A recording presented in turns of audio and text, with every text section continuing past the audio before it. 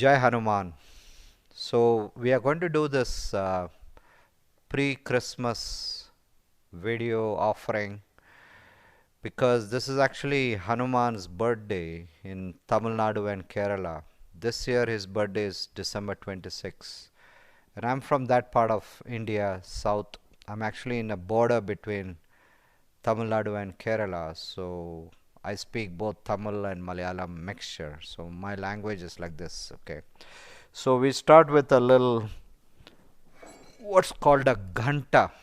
Okay, this is a bell used in a temple for devotees to signify that they're ready to bring in divine thoughts and push away the shadows because this is a long night of the year.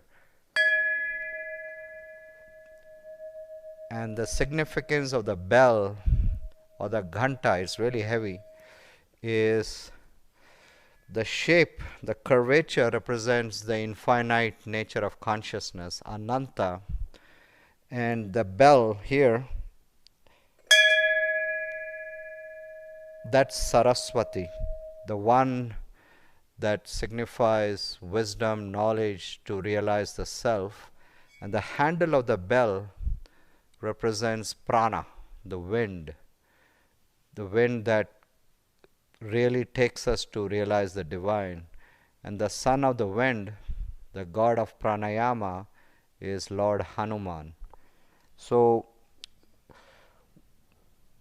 it also signifies for many of us new beginnings. You know, this is like winter solstice, the darkest night of the year in the northern hemisphere, happened December 22. And after that, the sun is at the lowest point in the southern hemisphere, and then it rises up back again after 3 days. So that's the resurrection, right? So we have Lord Jesus Christ as a beautiful archetypical energy of the sun that resurrects after the longest night of the year on December 25, the 3 days. But can we bring in the sun within us, you know, the sun god archetype within us? Before that, I want to also mention what we intend to do for the new year 2020, because you know, we just started this digital ashram in July, and we're grateful to all the patrons who supported us. Thank you. I really want to thank you. Later on in another video, I will read out all the names so people can know who's patrons, who's not. But our goal is to bring out more offerings. What I did was start a series on like 7-minute pure symbolisms and a short story on every murti. And I have so many murtis, so it's going to be like literally 108 different murtis. That shows how many I have, at least different kinds of murtis. And then what Jyoti plans to do is continue the Tattva Bodha, Bhagavad Gita, and the Nididhyasana meditations. Okay, those meditations are really crucial to abide in the self because they reflect the philosophy in meditation. The self is realized during meditation. So Jyoti will do more of that, and Lara, that was your question. You know, so we will get right back. The difference is we will do it over Zoom also. So the filming will happen over weekdays. And when Jyoti is teaching the Gita or the Tattva Bodha, you can participate on Zoom if you have, you know, the bandwidth and the availability. And I know many of you are yoga teachers, so most of you, I think, are free over the weekdays. Your busy time is weekends. And you're welcome to join in by Zoom as Jyoti is teaching and ask questions. So there's an interactivity. We will continue the Friday evening satsangs, okay? And since we're doing this informally, I'm going to mention this to Kurt. I see a light that just came up on that camera, the main camera, the battery pack. It's an orange. You may want to take a look at it. This whole thing was Kurt's idea to do this on Hanuman's birthday. Okay, on the right side, that had a orange glow come up.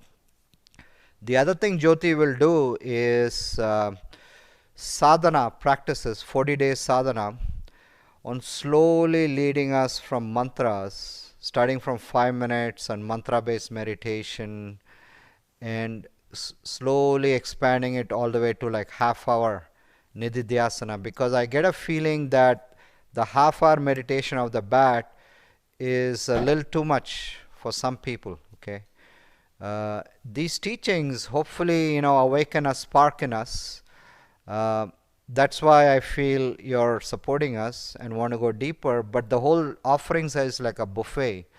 You choose what you want, how much you want to get deeper into. We're just out here to make these offerings. But there's a way to do regular sadhana, and that's really what Jyoti will do, is a 40-day practice, and that'll all come up. Okay. So, and then there are plans to do study groups of both Vedanta, Bhagavad Gita, and Tattva Bodha, and Murtis, symbols, mythology, because these archetypes get activated when you put your story. Okay, so it'll be both on Vedanta as well as Murtis, and Kurt is very excited. He's going to lead groups of people who are interested to join and have some regular communication. The goal is to have more engagement with the digital ashram. So Jai Hanuman. And of course, we're doing a retreat, annual retreat, January 16 through 19. It is like amazingly full. It's in fact beyond full. So I'm going to send an email out to say, ask people who's coming and who's not, because there's actually a waiting list. I hate to do the waiting list, but we want to make it a good experience for people who are attending. There are people from East Coast, Wisconsin, Colorado. There's even a person coming from Australia. So we want to honor everyone. So if you are not coming, please let me know. This is a good time to know, so I can let people from the waiting list inside. The other thing we're doing is February 1 and 2, we're doing a mini retreat as a continuation of the relationships theme, right? So the January 16 is on relationships, dopamine and dharma, and also the bhakti of Hanuman as a means to self-realization. The February 1 and 2 will be a short weekend mini workshop, just Saturday, Sunday, 10 to 5, to carry on. It will be an extension of this. And then I go to India, but the exciting thing is following January 2021, were Jyoti and I leading a 17-day trip to India. Okay, it is really about mythology and moksha. And you're all invited. I already have 15 people who have signed up. It's going to be full on. And after the 17 days, there's an extension to Kumbh Mela. So all this was like a general outline of the plans. The idea of this video is to say thank you. And thank you, Kurt, for your offerings and for your suggestion of Hanuman. Because this is Hanuman's birthday in Tamil Nadu and Kerala. In North India, the birthday usually happens around April or May. Okay, so Hanuman to me is everything. If there's one deity who represents the infinite, it's Hanuman. It's called kenotheism, and where every deity you work with represents the infinite, and you can feel Hanuman as your archetype, as your Ishta Devata in several ways. One is service, karma yoga. The other is devotion, bhakti. And the third is jnana, intellect. And also meditation, Raja Yoga. So Hanuman is a complete deity, and he's the ultimate friend. So if he can help Ram get back his wife Sita, if he can help Lakshman, who is mortally wounded, if he is able to rescue that, if he is able to help deities, why can't he help us, right? So that's why Hanuman is a strong resonance for us personally. Jyoti shared that in earlier filming. We had some issues with conceiving our daughter, because Jyoti had 4 miscarriages early on. These were early miscarriages, and she did like a long Hanuman 40-day sadhana puja and sadhana with Hanuman, and that really helped us.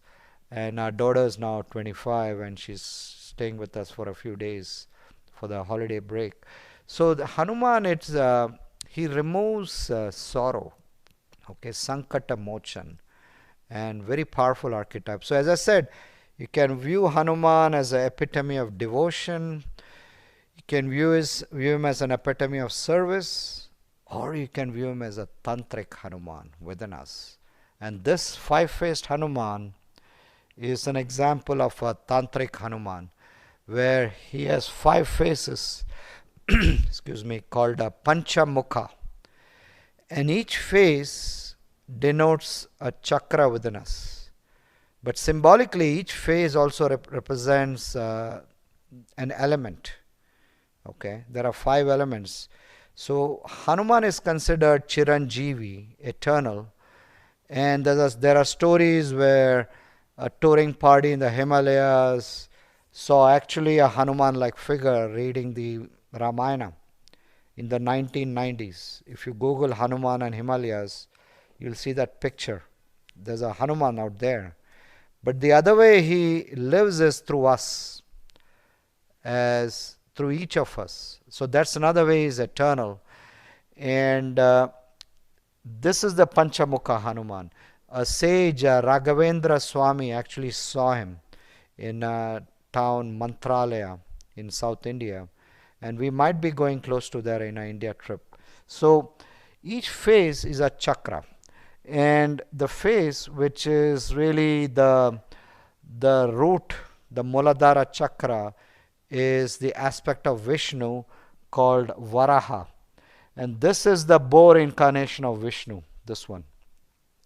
So Vishnu has all these incarnations, and what Hanuman did was expand himself into all the four yugas, the four time scales, to take on incarnations of Vishnu or associated with incarnations of Vishnu. So one of the incarnations of Vishnu, the second one is the boar, and this is the Varaha. Okay, and the boar like digs down in earth, and in the whole mythology, the Varaha, he actually saves the planet Earth, the Gaia.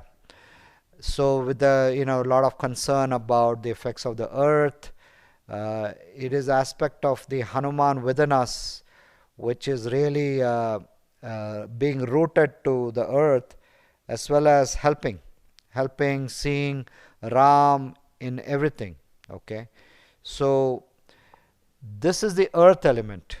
Okay, and then when you go up into the higher in the chakra, you have the Swadhisthana, which is the water element, the waters of a belly, and that is the what is called the Garuda.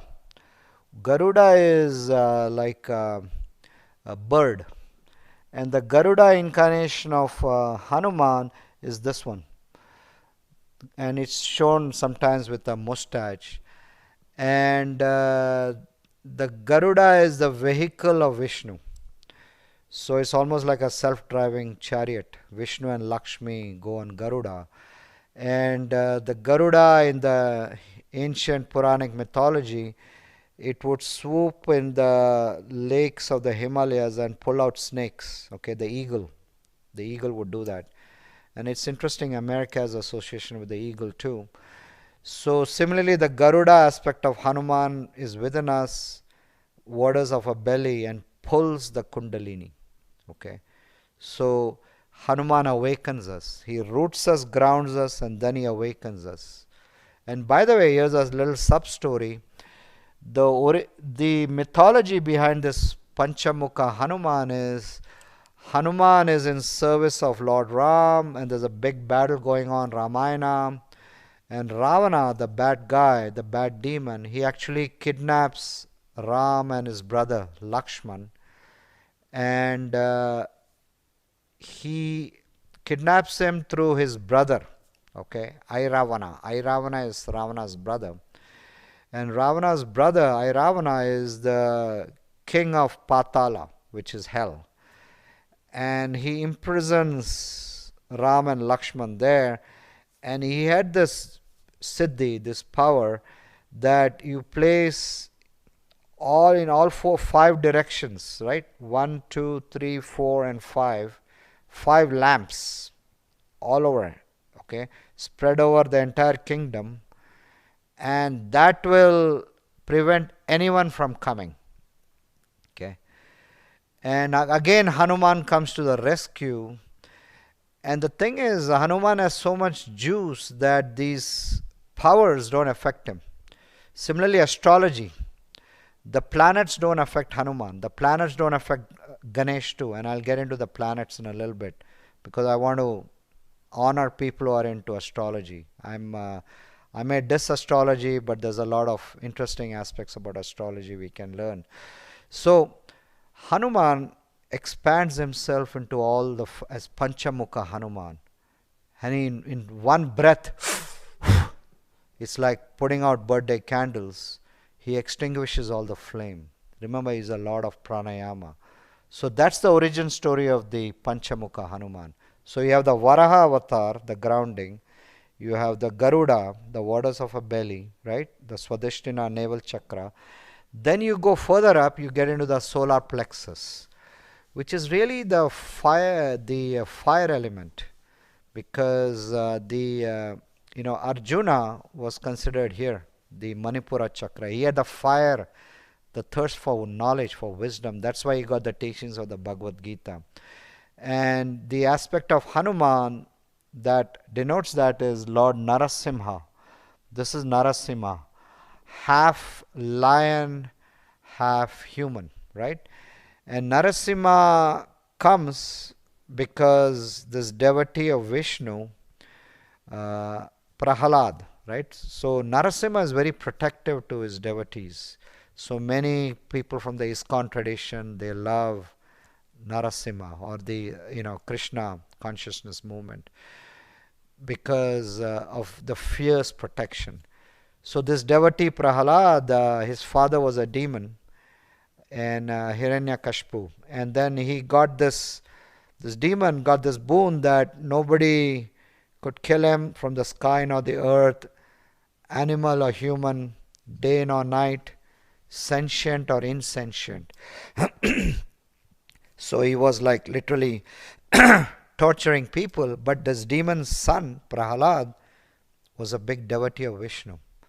And the demon couldn't handle it. He said, "Show me this Vishnu you're worshipping. I bet he can't kill me."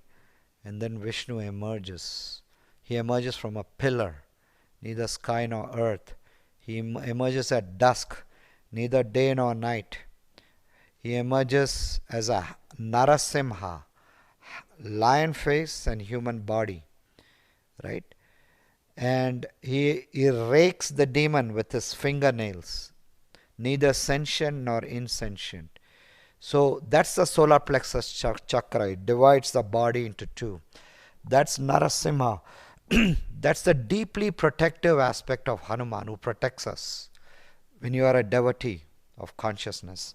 And then the heart is the air element, which is the main face of Hanuman. He is the Lord of Vayu, the air. And he resides in the heart, which is bhakti, love. And finally, the last face is Hayagriva, the incarnation of Vishnu, which is horse. Half horse, half human, where the horse, in those days, they used to have a horse sacrifice. Wherever the horse goes becomes the land of the king. It symbolizes our mind. Our minds can either mess us up, it can bring on the demonic aspects, or our minds can expand to realize the self. So that's the metaphor of the horse.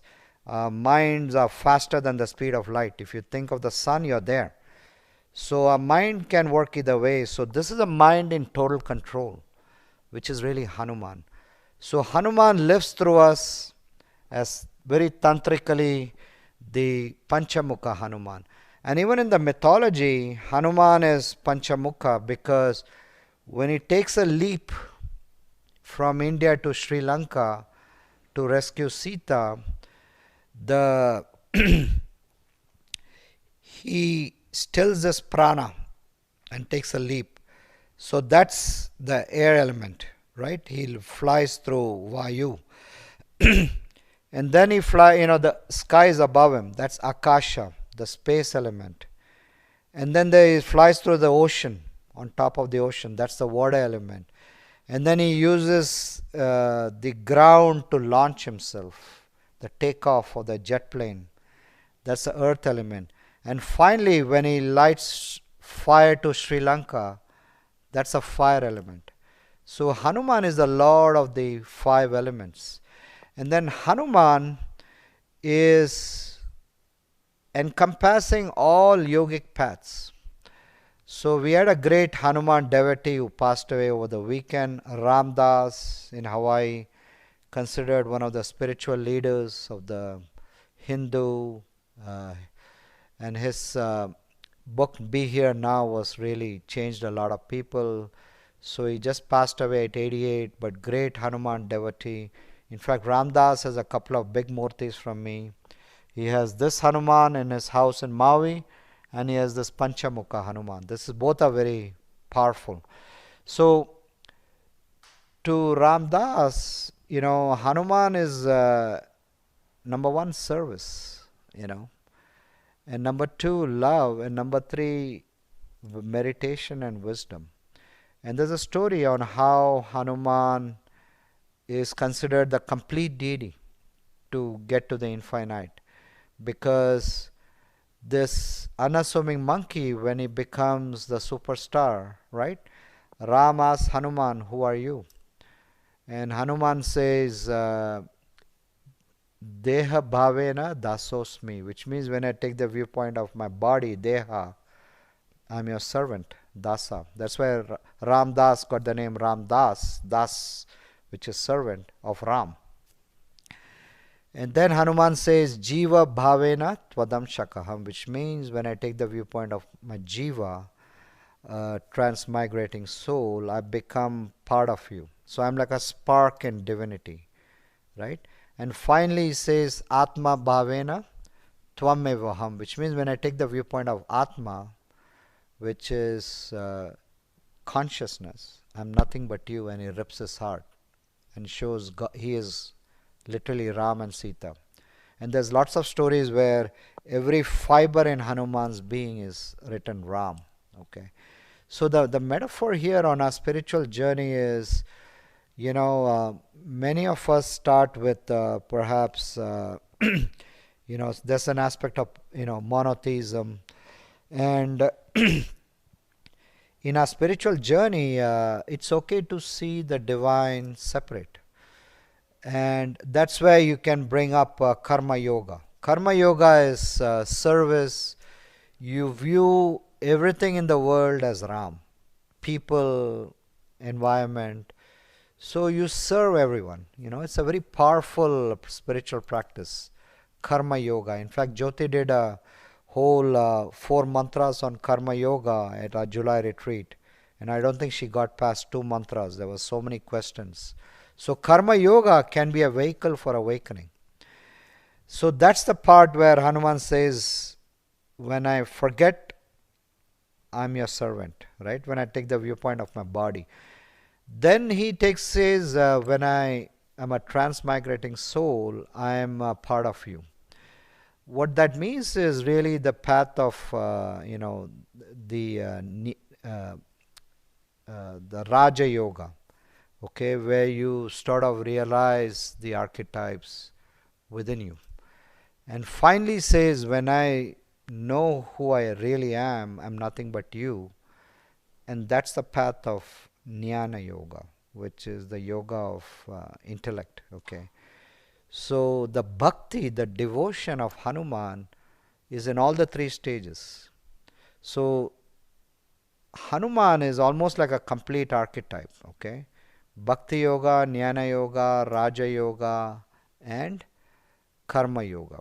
Okay, so the aspect of Hanuman which shows Bhakti is this one. Okay, it's pure Bhakti. The aspect of Hanuman which is more Jnana is this one.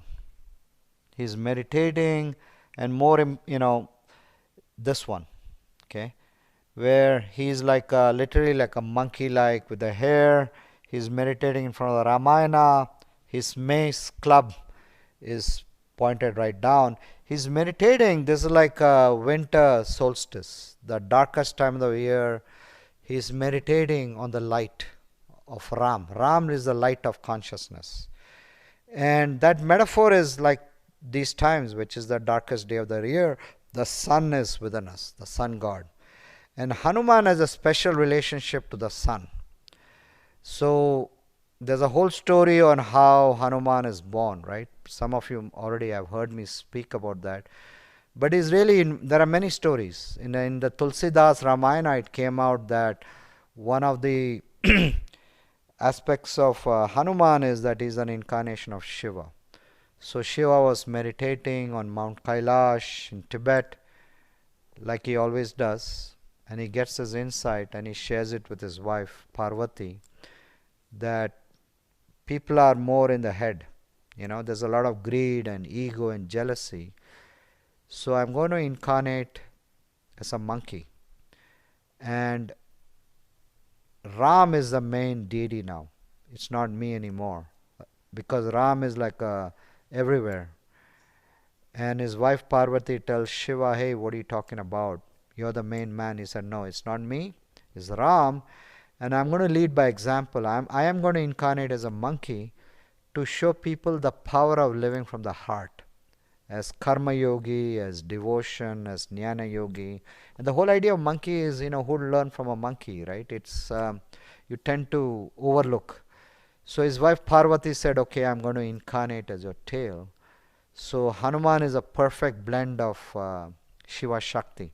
That's why Shakti lights fire to Sri Lanka with the tail.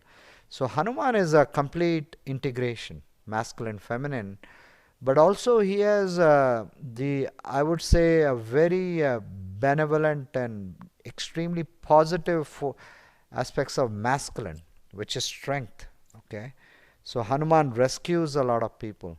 He helps a lot of people. He is the ultimate helper, and that's very much we can learn as a Hanuman as an archetype. We can also learn about bhakti, surrender. Okay, Hanuman is the ultimate archetype for everyone, men, women, because he's integrated. Hanuman is integrated. So coming to the story, how Shiva becomes Hanuman, it's a PG-13 story, so please don't watch it with kids less than 13 years old. That's a joke. But another of Hanuman's father is Vayu, the wind god. Another of Hanuman's father is Kesari Nandan in the Hanuman Chalisa. But I'm going to talk about Shiva and Vayu. They had a little team meeting on how to create Hanuman. So Shiva lets his seed out in the wind. That's why it's a team meeting. The wind is needed to like pollination, the seed to fly. And there was a monkey lady Anjana praying literally for a son. And the monkey lady was very wise. She knew the yogic way of living. And then she was wearing a skirt, right? And then the wind brings Shiva's seed. And then the skirt is there. And the wind kind of goes everywhere, right? Around the skirt, underneath. And the skirt flutters, right? And then this little boy drops out, Hanuman, right? So that's why at PG-13 we really can't show what happens underneath the skirt. And then Hanuman, the relationship with the sun is, he has all these powers, because remember, he's Shiva. Hanuman is everything. He has the juice of Lord Shiva, who wants to teach the world how to behave with service and devotion. And he has all these powers. He's also voraciously hungry.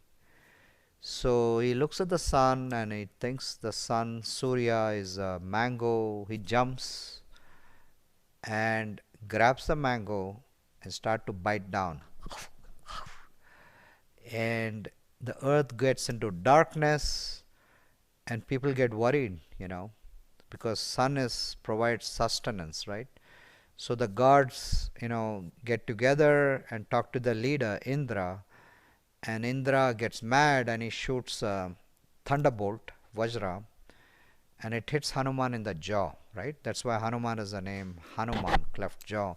And the kid falls down into the ground, and there's actually a cave in the Himalayas where Hanuman was recovering.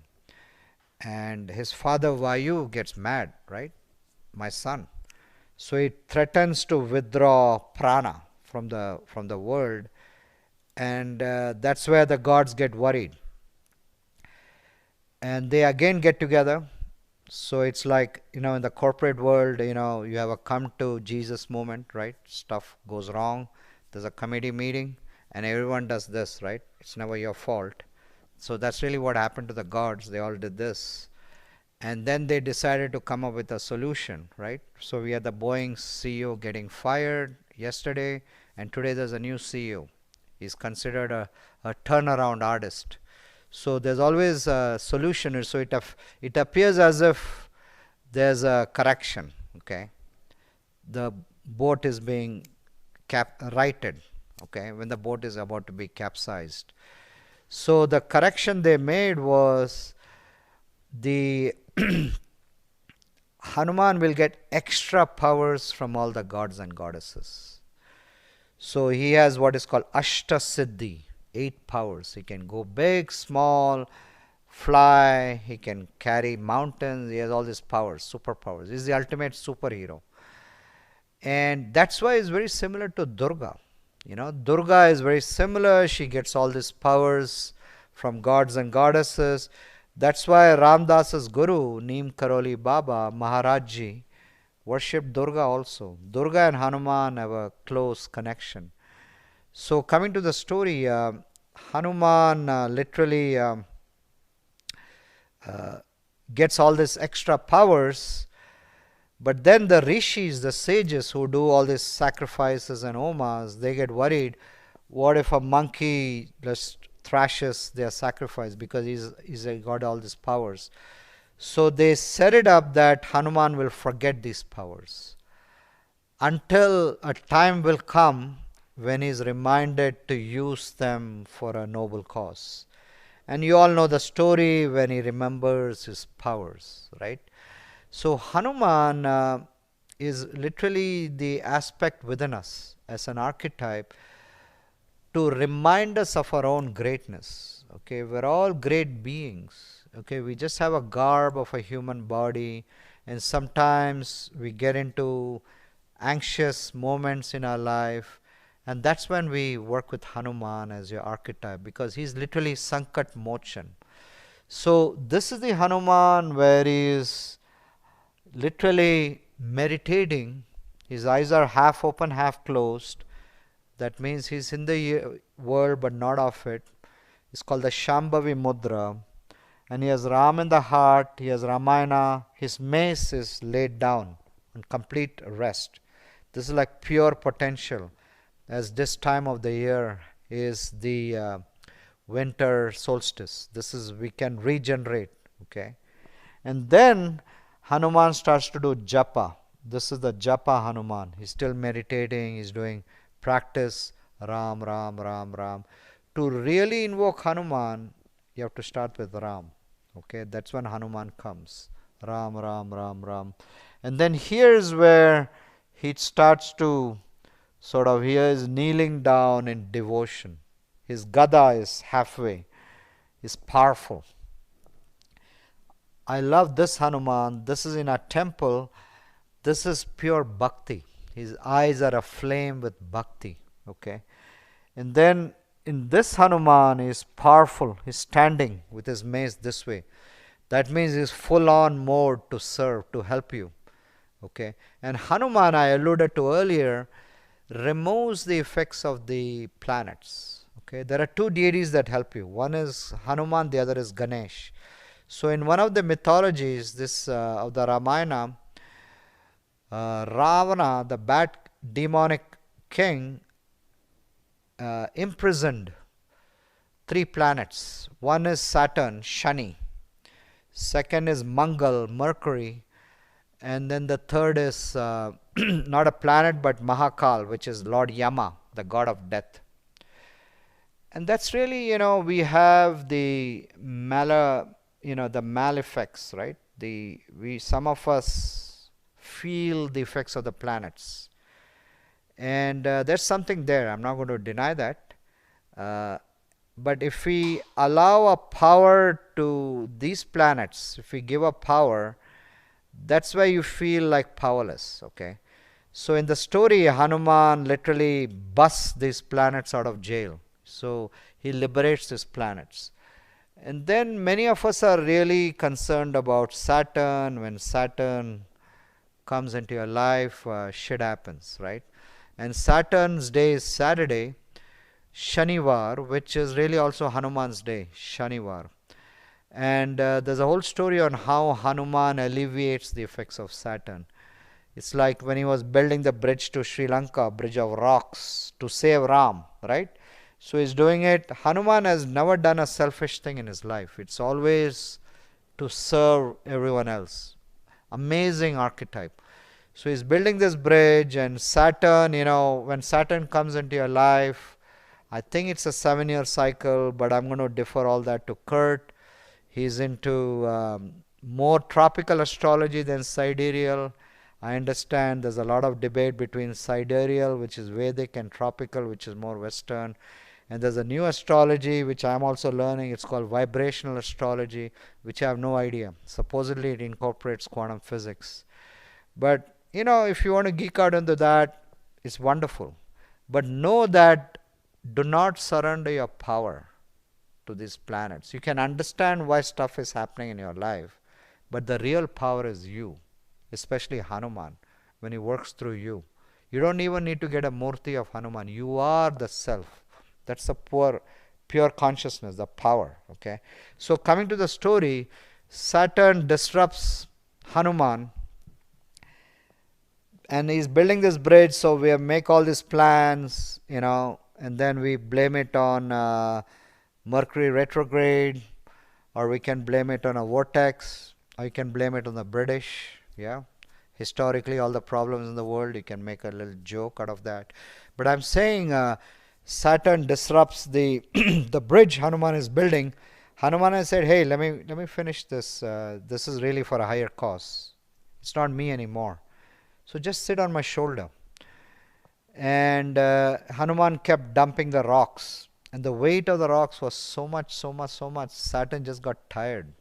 He said, "Hey, I can't do anything with this guy, Hanuman. He's like superhero, the ultimate." So Saturn leaves.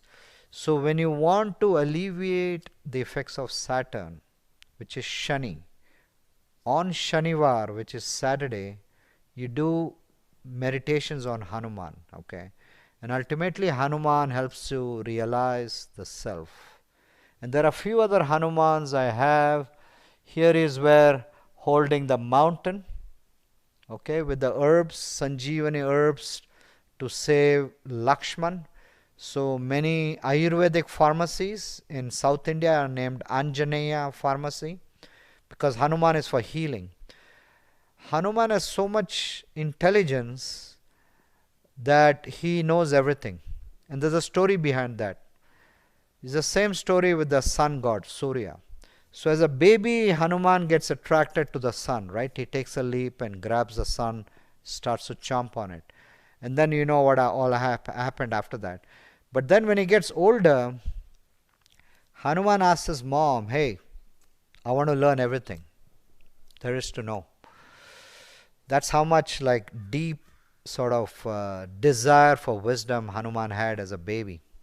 So his mom said, Anjana said, the only person who knows everything is the sun god Surya, because the sun brings light everywhere, so knows everything. So Hanuman said, "Okay, I'm going to re-engage with Surya." So he flies up to the sun again. The sun gets like a little scared. Hey, is he going to like chomp at me again? But Hanuman is wiser now, right? And Hanuman asks humbly the sun god, "Can I be a student?" The sun god said, "Hey, he's still feeling a little shaky about Hanuman, right? Imagine your yoga student who's like powerful, and there's a little, you feel a little threat, right? He has a guru feeling a little threat." And the sun god Surya says I'm too busy because I'm like literally moving all through the day, and at night I have to rest. So I have no time to teach you. I'm like moving all the time. And plus, my glare is too much. You can't handle it. Hanuman said, no problem, I got it. So Hanuman's aspect is he makes the impossible possible. Okay, that's a big one. And Jyoti will get into that at a retreat. How does Hanuman make the impossible possible? And he's totally in the flow state. Nothing is like too difficult for him. Hanuman says, okay, here's what I will do. I will do Surya Namaskar, the poses. The 12 poses represents the 12 signs of the zodiac in the sidereal Hindu astrology. Okay. So, and then he said, I have this power, the glare doesn't bother me. So he literally did Surya Namaskar all through the day. And the sun god teaches him the whole time. Okay. And the intelligence of Hanuman is so much. He knows philosophy, the Vedas, Upanishads, he knows the arts, he knows kirtan, he knows poetry. Hanuman literally has the complete mind of highly developed intellect. Okay. So what does he do with that intellect? He uses it to serve humanity through example. So here's one where he serves Lakshman, right, with the healing herbs. Here is where he rescues Ram and Sita. So this is a very beautiful murti. He's standing on the mountain. In fact, he's bigger than the mountain. The mountain is very tiny now. And that's Lord Ram with the bow, and that's Sita with the lotus. Sita is an incarnation of Lakshmi. So here's where he rescues Ram and Sita, okay, from Sri Lanka. And then this is the other pose of Hanuman, very popular in yoga, called Tadasana. He's strong as a mountain and yet humble. And he has a mace right in the middle. Here's where he rips his heart and he shows Ram and Sita. That's a wood carving. This is what I've talked about. This is Bhakti Hanuman. This is the Raja Yoga and Jnana Hanuman. He is meditating, abiding in the self. Here is pure Bhakti. Here is a deity who worships us. How incongruent is that, where God is worshipping you? But what Hanuman is teaching us is the Ram in us. We are all ultimately gods and goddesses. Okay, so that's Ram worshipping you. We had a nice discussion about the Panchamanca Hanuman, 5 faces and 10 arms, holding all the implements. And this is the ultimate gesture. See, in the old days, in the cave painting days, these gods, even the cave person drew paintings communicating to us through gestures, the paintings. Same with these archetypes. They communicate to us through gestures. So this gesture, mudra of Abhaya, is very powerful. He says, I got you. No fear. Hanuman means absolutely no fear. Okay, nothing is impossible when you get the energy of Hanuman. And then here is where he stands, and then this is a very beautiful bronze Hanuman where he holds the mountain, the Gada. I love the 6-pack here. He almost is like twirling the mace and the big mountain. That's how big he is. Okay, and then this is where he's meditating under the Bodhi tree. He is a shapeshifter. Now he becomes like Buddha, meditating on the Bodhi tree. Here is where he rips his heart, shows Ram and Sita. And this is finally where the standing Hanuman is. And Hanuman, as I keep saying, leads us to the infinite.